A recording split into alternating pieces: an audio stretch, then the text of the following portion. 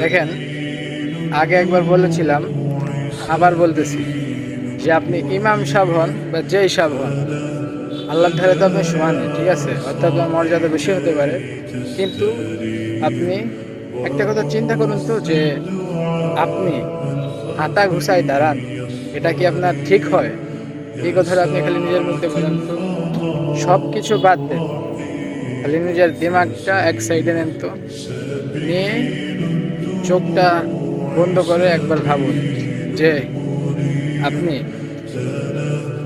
যদি আপনার কোনো উস্তাদ, মহাজন বা আপনার থেকে বড় কেউ, সে যদি আপনাকে বলে যে আমার সাথে দেখা করো, আপনি দেখা করতে যান, বা সে আপনাকে কোনো সময় ডাক দিল, আপনি তার ডাকে সাড়া দিয়েছেন, ঠিক আছে, সেখানে আপনি গেলেন, তা ওই মুহূর্তে কি আপনার যদি হাত গোছানো থাকে, জামা গোছানো থাকে, বোতাম 3-4টা খোলা থাকে, বাউলো বাউলো ভাব থাকে, তাহলে কি আপনি তার সামনে যাবেন? কখনোই যাবেন না।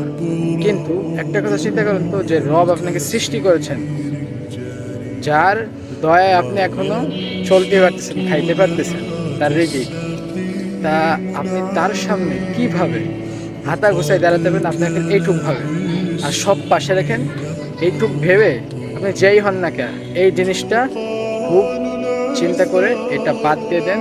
এসব নেতাগিরি, হিরোগিরি অন্য জায়গায় দেখায়েন, কিন্তু এই রবের দরবারে এসে মনটাকে উজাড় করে দিয়ে ভদ্রতার সহিত সলাত আদায় করবেন, বুঝছেন?